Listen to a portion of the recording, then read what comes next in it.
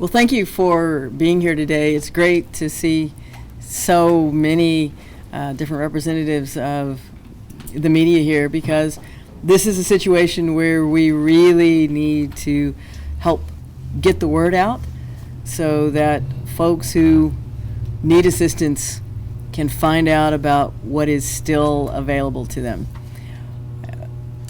Any big city, actually any city anywhere, is going to face challenges with natural disasters.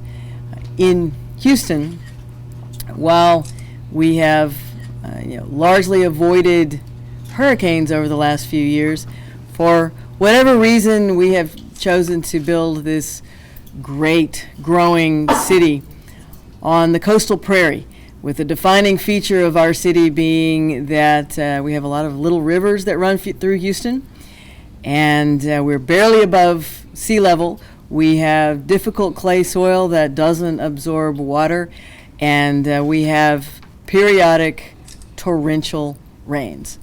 When that happens, we're going to flood. Houston, this area has flooded since time immemorial, and unfortunately, even though we work very hard to keep water out of people's homes, this city still floods and will flood into the future. While for most of us, when heavy rain comes, it may mean some temporary inconvenience. The streets fill up with water, we pull over and wait for a while. It may mean a slightly more dangerous situation where we have driven into a flooded underpass.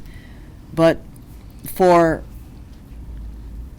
some Houstonians, this summer has meant devastating floods that took everything.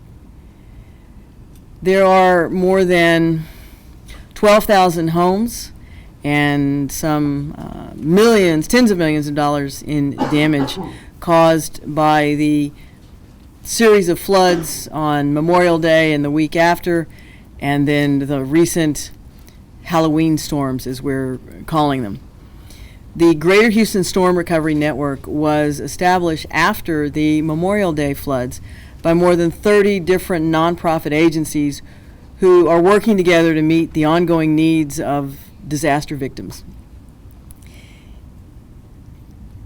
Unfortunately, we know that there's still people out there with needs, and there may be folks who have new problems because of the unexpected rain events we experienced over Halloween.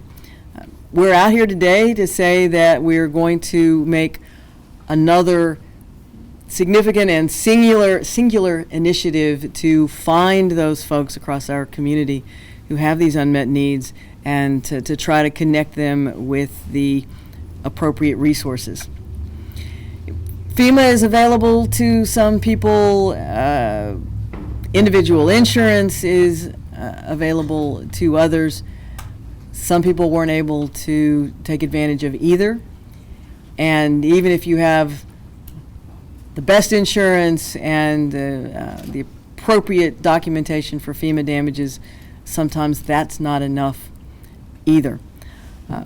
We're here about two things. One is to find the people who need help, and the other is to say that there's still opportunities to help if you've been blessed and you haven't experienced some of these disasters, because we're still trying to raise a significant amount of money to address the problems of flooding.